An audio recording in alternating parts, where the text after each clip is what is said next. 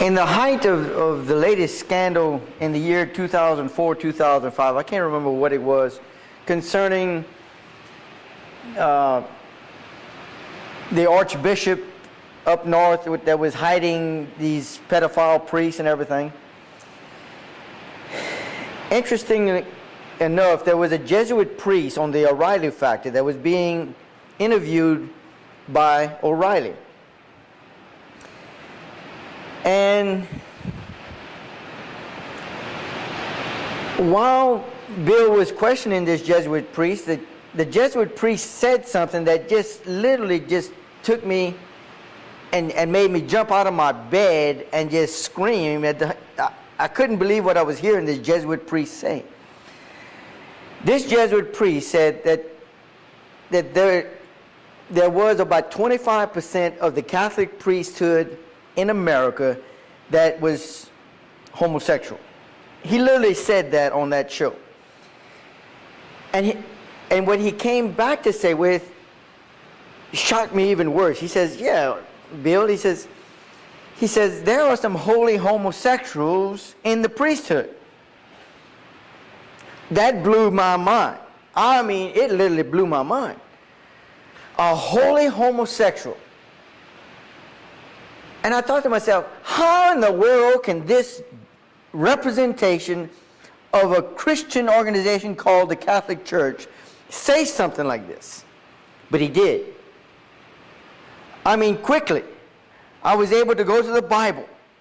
And in the book of Leviticus, you can go there if you want. It's in chapter 20, verse 13. It says this concerning the homosexual lifestyle.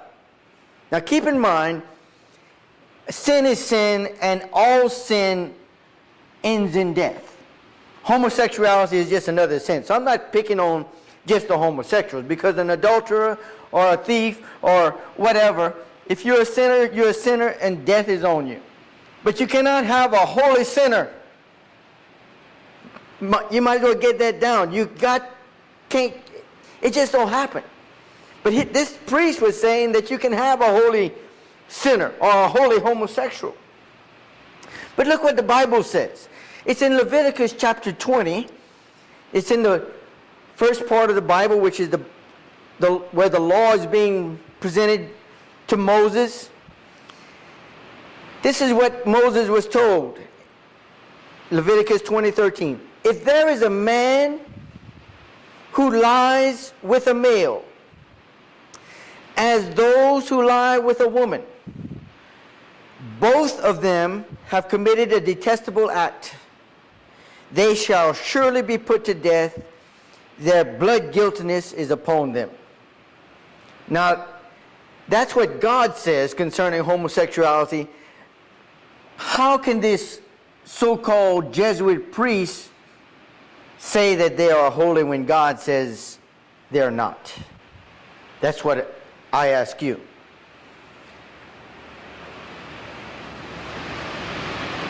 The interest of this caught my attention because I was raised in a small city just a little south of Lafayette. A city, when I was being brought up, there was a population normally between 400 and 450 people at max. I knew everybody in the city. It just so happened that the Diocese of Lafayette, of where, I was part of the Catholic Church then, because I stayed there in the system until I was 27 years old. But as a Catholic and a practicing Catholic and an altar boy and just really involved in my community as a Catholic and Catholic school education and just knowing Catholicism better than most people know it, in my little city, from the time that I was born, around 1950, up until 1986, the Roman Catholic Diocese of Lafayette, Louisiana, sent to my little town 4 different priests. 1, 2, 3, 4 priests. Out of the 4, 3 were caught in homosexual acts. 3 out of 4. That's 75% in just my town. Now, I've heard of other homosexuals in other little towns around me, but I wasn't there. I just heard that. But in my town, it's documented. I know. I mean, one of the priests, he walked into the bathroom one day and asked my brother if he could watch him take a pee.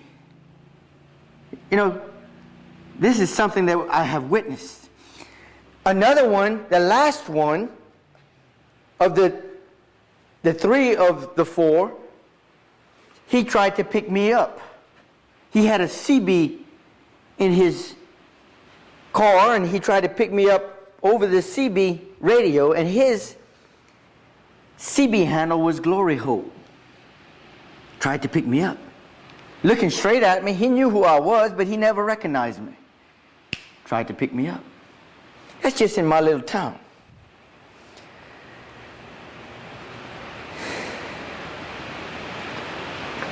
The same one that tried to pick me up, I heard from a very reputable source of a man that was a part of the sheriff department in Lafayette, Louisiana, told a very elderly man that I know that was full of truth. I mean, this man, I've never seen him do wrong. This man told me that sheriff man that he says is reputable told him that this very same one that tried to pick me up had been caught numerous times at the Butler Rose rest area knocking on windows trying to pick up people for homosexual sex. This same one recently has died of AIDS. Now that is what the church, the Roman Catholic Church, has served to the people of the community I was raised in. I have no clue of how much more this goes on. All I know is that with Gothe and many of the other priests that have been caught, one thing that I do and I had seen was that whenever they came to the point of where the Catholic Church was being pulled into court, the Catholics did their best to try to accuse the kids and to cover their priests that they had hid for so many years. Now, I'm from a family, let me tell you, that was really good Catholic.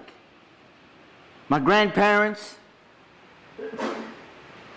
were really good friends with Bishop Maurice Schicksnyder, and all the way up to the time of Gothe, we followed along with those bishops. We knew them.